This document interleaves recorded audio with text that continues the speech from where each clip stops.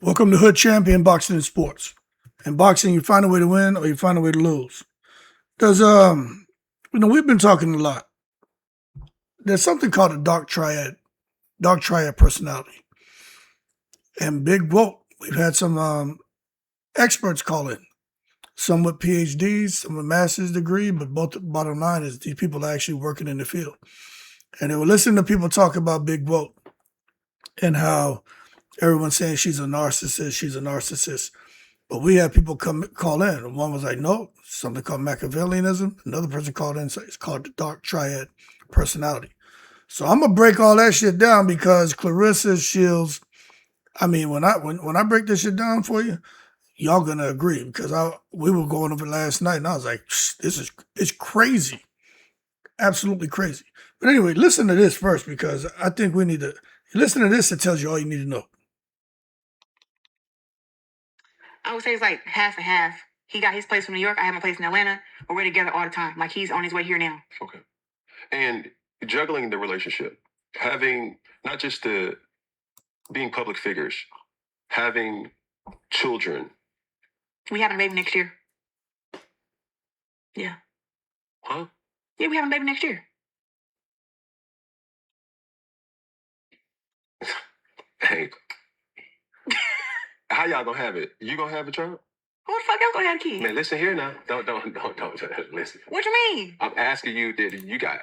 I'm not gonna have no surrogate. I can get pregnant like anybody else. I never thought that. I'm not asking. But why'd you say that? Why that first thing came to your mind? Because number one, you're a boxer.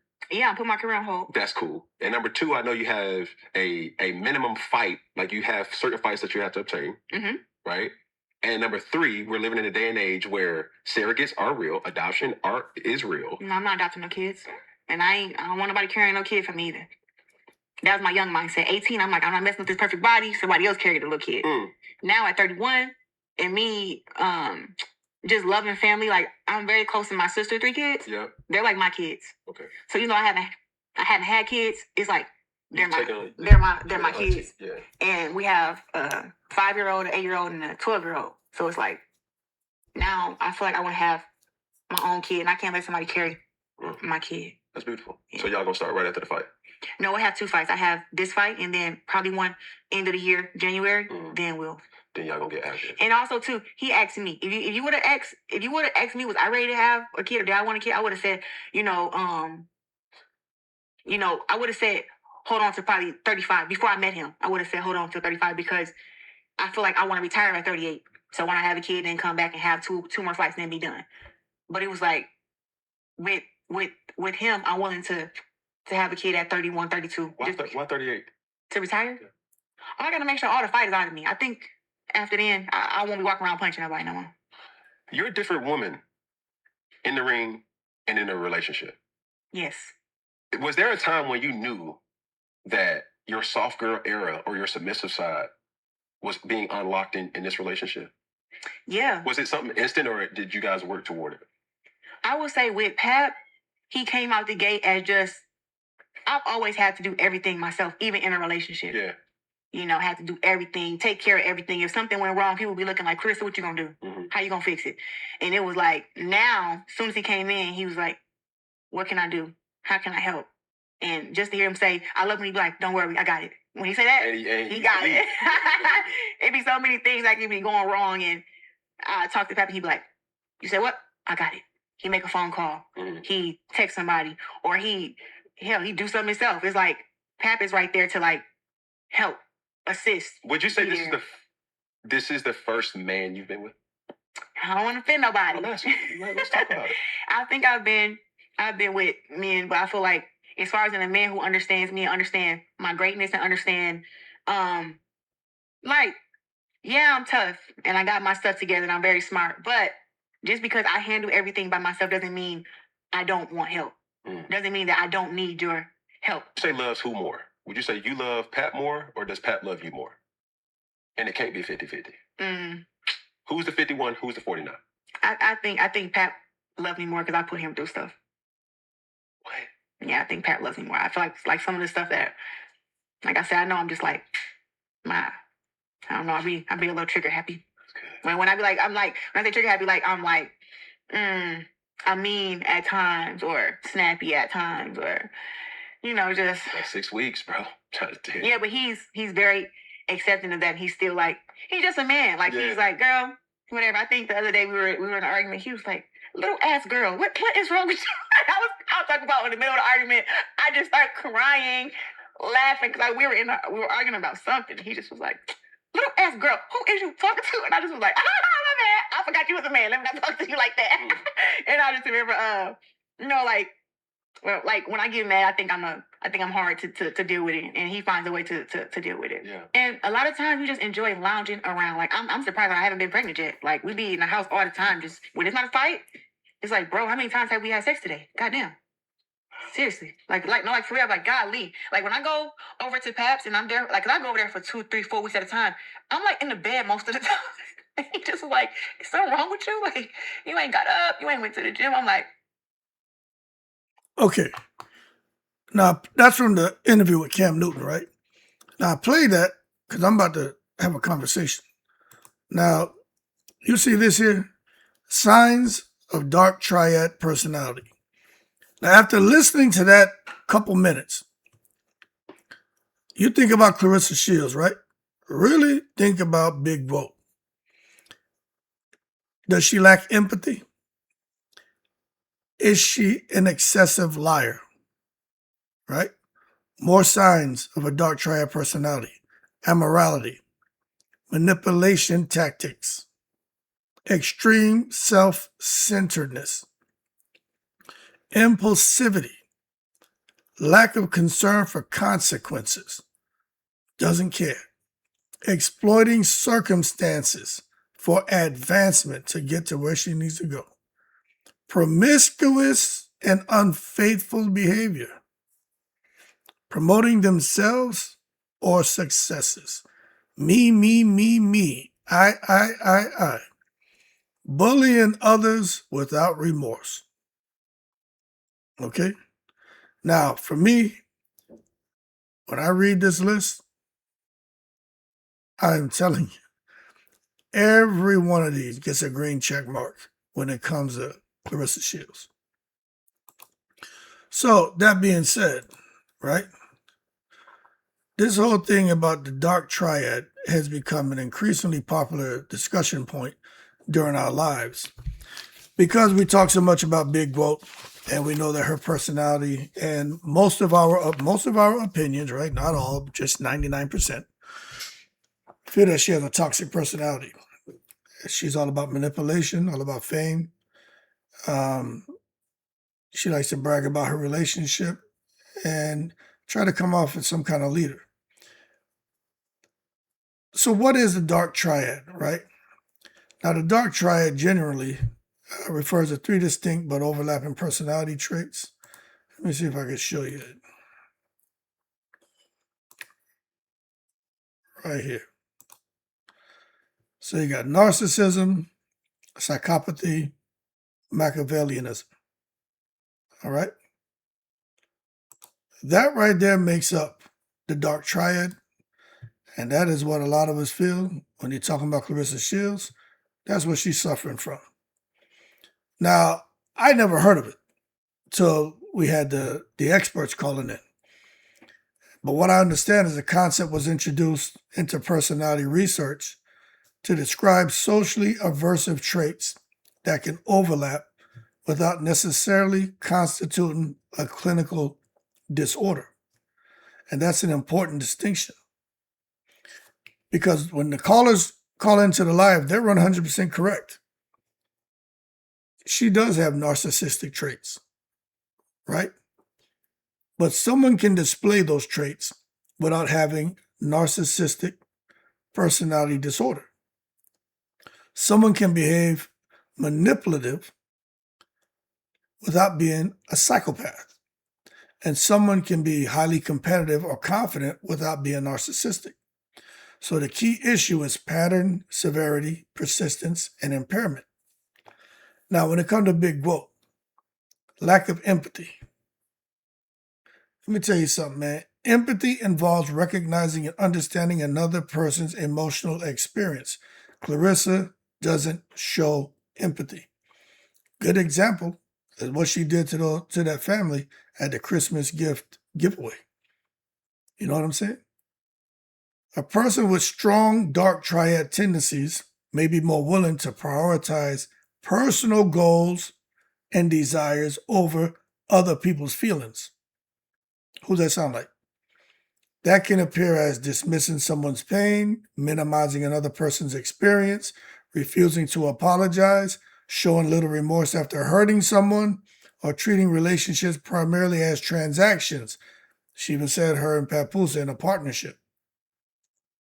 Now, why it matters for athletes? Because in boxing, it's already an individualistic sport. Confidence is essential.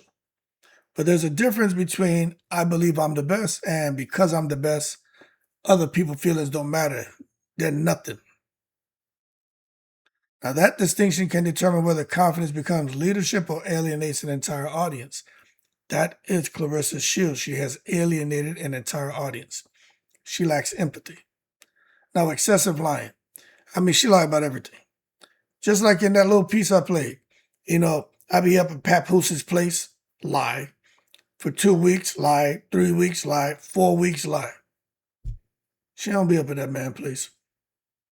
You know what I'm saying? And she lies about everything. I lost my virginity, I don't know, 17, 18, 16, 17, 18. Lie. And the shit goes on and on. Claressa lied about everything. And I believe when it comes to Big Whoop, somebody was talking about it last night. Like I agree with her. I think she has this image in her mind of how things are supposed to be. And when she comes and she talks, she tells people basically what she's conjured up and what she wants instead of her reality. She lives in this fantasy island.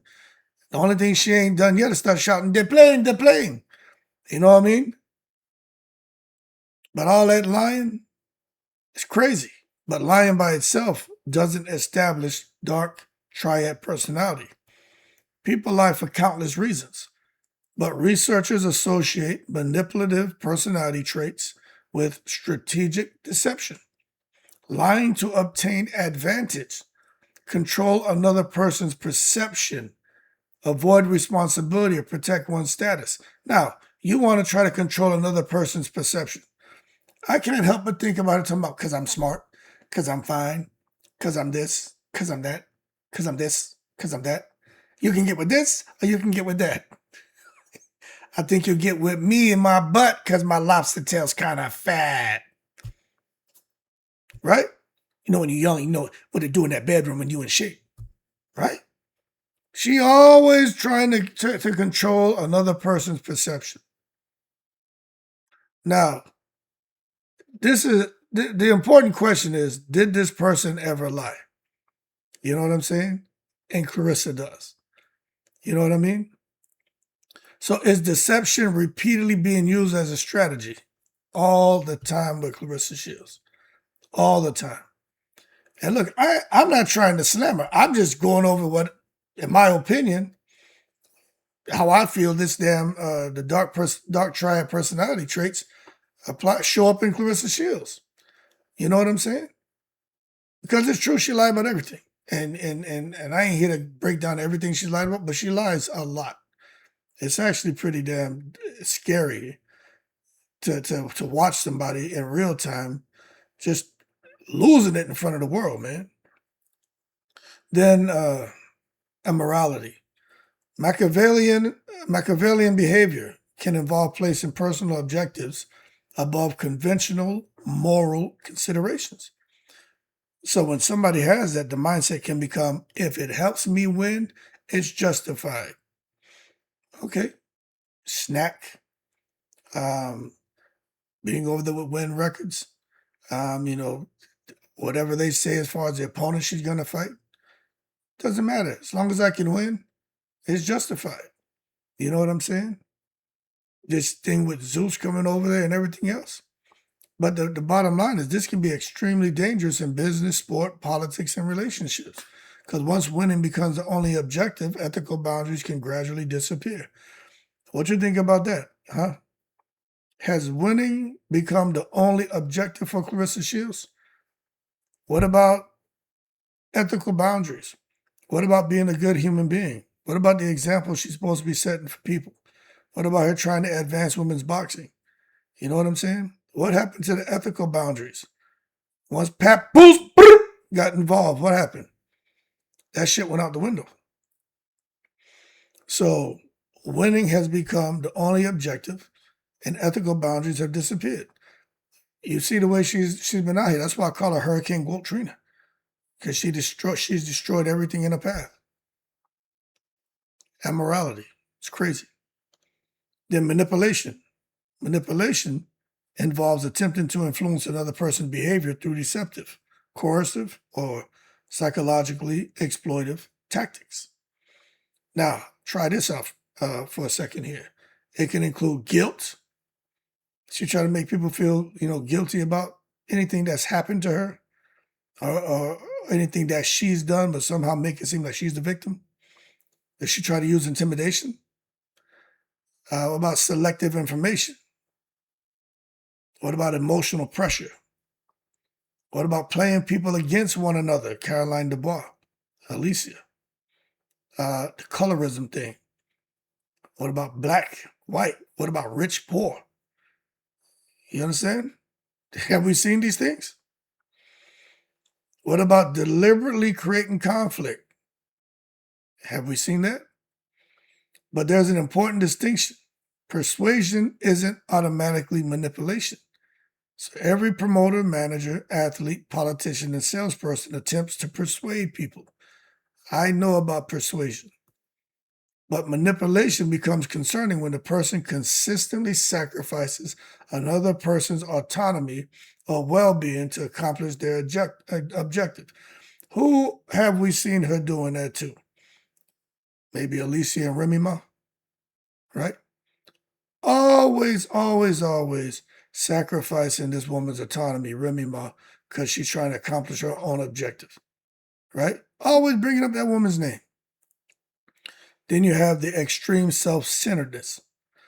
Narcissistic traits often involve an exaggerated focus on one's own importance, accomplishments, status, or recognition. For an athlete, self-confidence is actually necessary. We would agree with that. A champion has to believe, I can beat everybody. The problem emerges when the athlete begins believing everybody else exists to validate me. They exist to validate me. I'm the GOAT, big GOAT. Man, please. Oh, boy. Here we go. Papoose, get over here and eat this. You know what I'm saying? You see, that's when the confidence can become an entitlement. 19 world titles, 2 gold medals, 5 weight divisions. Man, please. Y'all all broke bums. Y'all suck. I'm the GOAT. Amanda Serrano, Katie Taylor, y'all all right, but y'all ain't the GOAT. Layla Ali, she fought tomato cans. She ain't nothing but Muhammad Ali's daughter. Oh, so pretty Layla. Man, please. Oh, boy. Here we go. You know what I'm saying?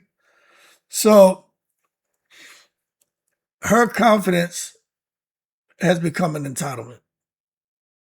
And she thinks everybody else exists to validate her. Then you have the impulsivity.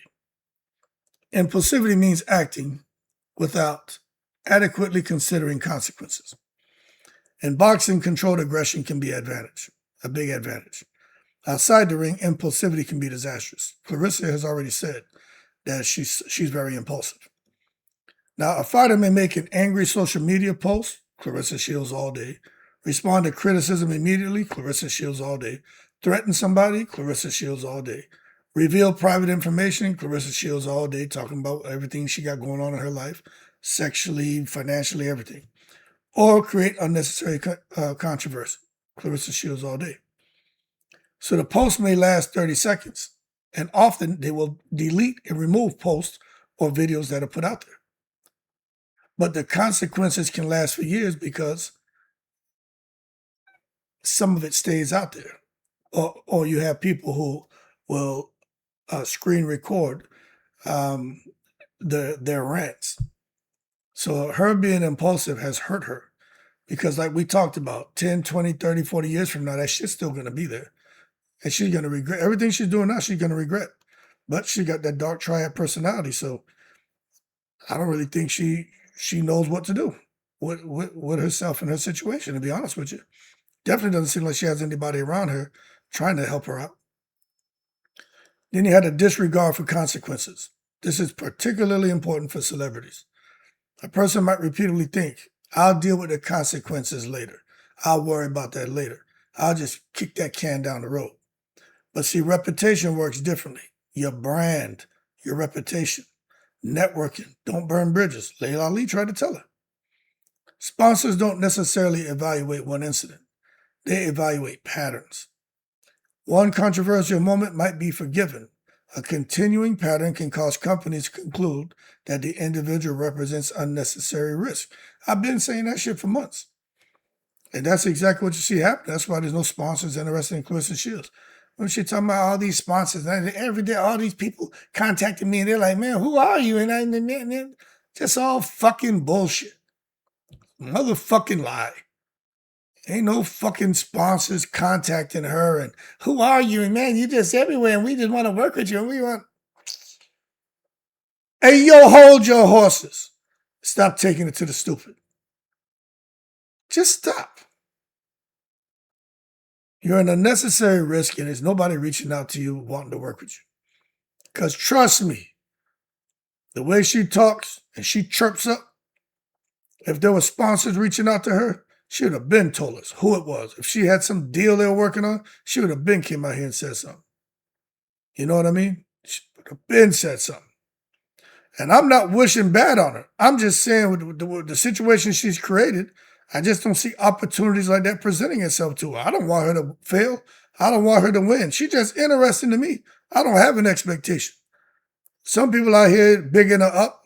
Others try to tear her ass down every day. I don't care about none of that. I just have conversations. She wins, whoop-de-doo. She fails, well, whoop-de-doo. The champion don't give a fuck. I'm just telling you.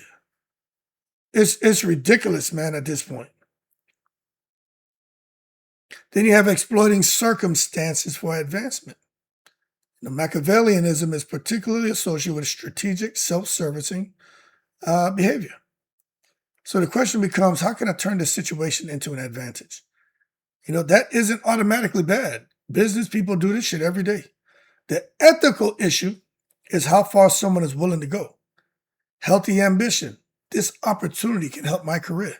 Unhealthy exploitation. I don't care who gets hurt as long as I benefit. Well, yeah, that's their problem. That's their thing. I'm doing my thing. I don't care. Man, please. Oh, boy. Here we go. Papoose, get over here. Broop, broop, broop.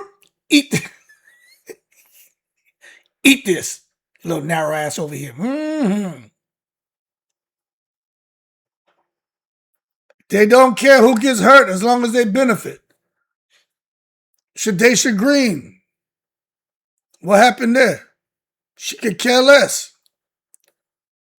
Claressa didn't care. As long as she benefited by people saying, oh, if that would have been Claressa fighting Shadesha, what could have been worse, right? It was all kind of, she didn't care. She benefited. Her friend got hurt. She didn't care. Slapped Alicia, all that. Internet dogging on Alicia. She don't care. People dogged out Lanai Dan. She didn't care. And trust me, if Caroline DeBoer decides that she's going to not really mess with Claressa too much, she's going to be the same way with her. The same way Sean Metcalf. She got some friends there. She got some people who are down for it. But let them decide. I'm going to ease up off of, let's just get a little separation here for a little bit. Be the same way. Now, this thing about sexual or relationship behavior. I ain't going to spend a lot of time on this, but I'll tell you, man, Claressa always talking about sex. Being sexually active, having multiple relationships. This is all shit she's done, right? We ain't making nothing up. We already know this, right? Dating someone complicated, dealing with married people.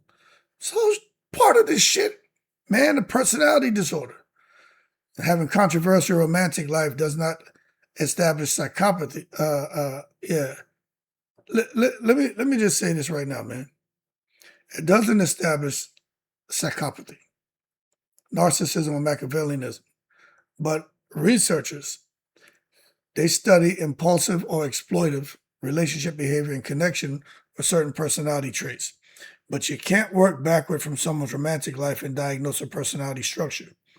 So I'm just going to say this: when it comes to Claressa's private life, this thing about sex. Let me point this out to you again. Where was it?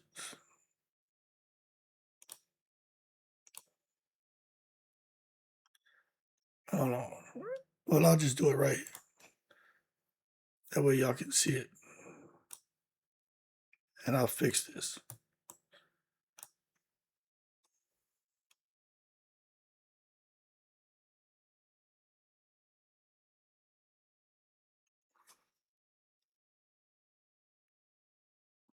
I want to show y'all something here. Yeah, promiscuous and unfaithful behavior. That is Claressa Shields to a T. Now, I want to be careful on what I say here, right? Because I have certain things that come my way. And I'm thinking about sharing it with you, but I don't know if I want to share it with you. I know y'all be wanting me to tell y'all that shit, but I don't know if I want to do that. So, you see, there are some things I just won't say. So I'm gonna leave that conversation alone. I'm gonna leave that part alone. But let me just tell you.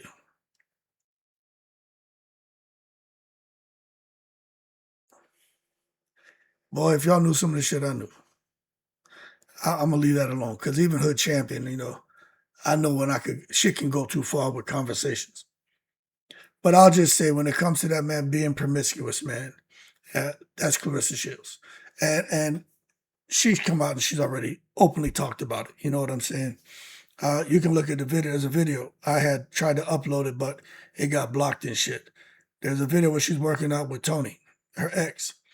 And she got her legs wrapped around him while they're doing pull-ups together, and they're doing pull-ups and kissing, and and they're having fun. And I believe you should have fun when you're in your relationship. I'm all about people showing affection to each other, you know what I'm saying? But again, when it comes back to being promiscuous and the things that I ain't gonna get too much into that private bullshit. But I will tell you, it's another one of those traits, those characteristics. And let me just move on. All right. Because I just gotta leave that shit alone. Now, constant self-promotion. Who do you know that's always out here talking about themselves? You know what I'm saying? Big quote, man, please. Now, when it comes to self-promotion, it's not inherently narcissistic. Athletes are expected to promote themselves, but the problem becomes more concerning when someone appears unable to tolerate attention going to anyone else or constantly needs external validation. Just think about that right there. The problem becomes more concerning when someone appears unable to tolerate attention going to anyone else or constantly needs external validation. You know what I'm saying? Now, is Claressa the kind of person to say, look, I'm great, but my opponent is great too? I'm great, but Alicia is great too. She's not that kind of person. Everything with her is me, me, me, me. You know what I'm saying? From her fighting, from how she manages her finances, to her appearance, to her assets, to everything. You know what I'm saying? She doesn't want any attention going anywhere else. And then the other thing that really gets my juices flowing when you talk about Claressa, nobody can argue this one. Bullying without remorse. You know what I'm saying? Bullying is a problem for Claressa Shields. And to hear her talk about and papoosing, I thought I had a hand problem and he got a hand problem. And yeah, I've seen him do this. And, I know I couldn't be with a man that can't fight and protect himself because, if he can't scrap and I can fight and he need to be able to fight. Like, what are we talking about? So this is what we're going to do. Is you want to put him in a space as being a bully. Like you. Right? Man damn near 50 years old. And this is the space you want to put old man Willie Mack in, Shamil, try to describe him as being a bully at 50 years old. This be trying to make us believe that this motherfucker's still running around here wanting to try to bully people.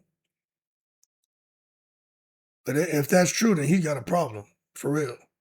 If you're 50 years old, damn near 50, and you still out here trying to be a bully and be a tough guy, you got a problem.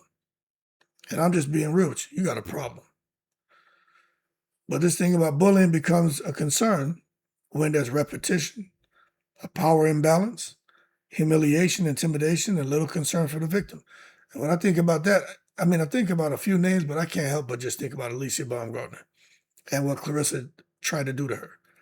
What she did to her, actually. You know, but we're not talking about going into a fight. Like her and Franchon, that face-off and the shoving, I don't think that was bullying. I think that was just trying to promote the fight. And Claressa listening to Papoose, and it got a little bit heated. I wouldn't say that was bullying. Some would. That's just my opinion. But what she has done to Alicia and does to Alicia, that's bullying. You know, trash talk and all that other stuff is part of boxing culture. Her and Alicia, a little back and forth, we get that. But when it crosses into sustained harassment or deliberate harm, now you got a problem. And that's where Claressa Shields is at.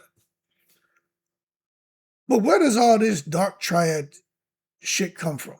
You know what I mean? Where do these traits come from? Because I'm reading through the characteristics. I'm like, boy, this sounds like Claressa Shields.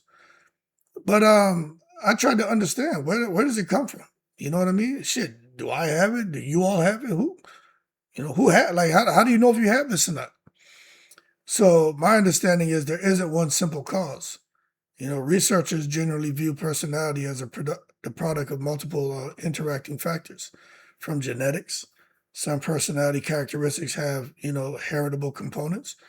Think about genetics. I don't know much about her background except for what people tell me, but it does seem like there could be a bit of an issue there when you look at her and family members and kind of how they all kind of conduct themselves. Makes you wonder. Then the childhood environment, early childhood experiences can influence personality development, family dynamics. But just because you had a bad childhood doesn't mean that it's going to equal the Dark Triad.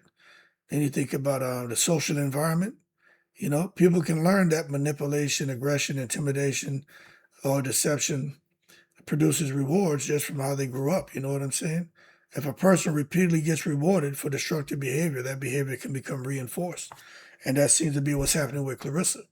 And her social environment right now, every time she does some craziness, she's getting rewarded. So it's being reinforced, and that's why she continues to conduct herself and act the way she's acting.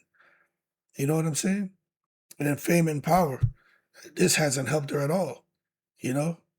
I think fame can reduce normal social consequences. You know what I mean? A regular person says something offensive, 10 friends might challenge him. A superstar says the same thing and thousands of people applaud. And that can create an environment where unhealthy behavior becomes reinforced. And I think some of that's what's happened to Claressa Shields, So can that change? I mean, look, I don't know. You know what I'm saying? I ain't no expert on this. I just do a little research and have a conversation. But the experts have called into the show. But it's my understanding is that personality traits are not necessarily frozen forever. But meaningful change requires something extremely important. That word that I've been throwing around for over a year, accountability. And you guys throw it around too, accountability. She's got to take accountability, man. A person cannot change a behavior they refuse to acknowledge. She's got to acknowledge that she got something wrong with her. You know what I'm saying? You got to recognize the behavior, accept the responsibility, understand how others are affected, identifying triggers, develop alternative responses, practicing those responses repeatedly, accepting the consequences, making genuine amends where appropriate, seek professional help when necessary, and maintaining the changes over time. And change your social circle if you have to. And that right there, I think, is one of the biggest downfalls. Because that social circle is one of the things that could cause that pattern to keep going. This is where your boxing angle becomes extremely powerful. A destructive personality pattern can be reinforced when every controversy produces attention. Is that what we're seeing with Big Will? Every bit of controversy produces attention. Drama, views, money, validation. The brain learns. Controversy works. Isn't that something she always talking about? Look, we need to stop acting like controversy doesn't sell. Every single thing with her is to bring drama, which gets her views, money, validation, and she just repeats. You know what I'm saying? And as far as apologies, shit, she can apologize all she wants because it's just followed by another controversy. You know, her apologies have become meaningless because behavior never changes. You know what I mean? She got to have people around her to challenge her. But it seems like she has a team that's like, you're right. And what that's doing is reinforcing the destructive behavior. And as far as these fans out here who are supporting her bullshit, look, this is the paradox of the villain strategy. If people pay specifically to watch someone lose, the strategy can work financially. But it can also permanently damage relationships and sponsorship opportunities. But I have a feeling nobody's been paying to see her lose, and they're not going to pay to see her lose when she fights Kate Scott. She ain't Floyd Mayweather. She ain't Mike Tyson. You know what I'm saying? Ain't nobody paying to see her lose. Times are different now. Nobody cares. Most of these people don't care. And what we're going to see on August 15th, because I just have a feeling that half of that audience that's there to watch the baddies piece, I think they're gonna bounce. Or they just say nobody, they ain't gonna show up. That's just what I think. It's my opinion. She's permanently damaged relationships. And these are the consequences. So when it comes to big vote, I'll tell you what, man. What happens when a superstar repeatedly embraces controversy as part of their brand? You know what I'm saying? We're seeing what happens. And that's a legitimate question. You know, she came out here deliberately creating a villain persona when she had a personality disorder. And I think that just opened up that portal for all that shit to come out. And that's why it's not working. Like Floyd Mayweather, he doesn't have a personality disorder. He created the villain persona to act without having a personality disorder. That's why he could turn it off. She can't turn it off because she really has a personality disorder. Mike Tyson created the villain. He didn't fake nothing. He had a personality disorder. That's why he was so villainous. And he wasn't able to turn that shit off. You know what I'm saying? That's why he went through a lot of shit that he went through. But look at him now. He's in a better space. But he had to get help. He openly talks about it. Claressa is more like that. But the thing is, he was still likable. She's not likable. So she ain't Mike Tyson and she ain't Floyd Mayweather. Because what she's doing, yeah, she got attention, but I'm just not seeing, no one can name me one celebratory moment as a result of her being the villain. Anyway, villains give us entertainment, but there's a major difference between playing the villain and becoming associated with the villain outside the performance. And that's where brand management becomes complicated and can be decimated. And that's what's happened to Claressa Shields. And as far as sponsorships, they don't care about the athlete being talented. They're going to ask themselves, does associating our brand with this person, does it help us or does it hurt us? And we can all answer that. It's going to hurt them. You can be extremely talented like Claressa Shields, but you're difficult to market. That's why professionalism matters.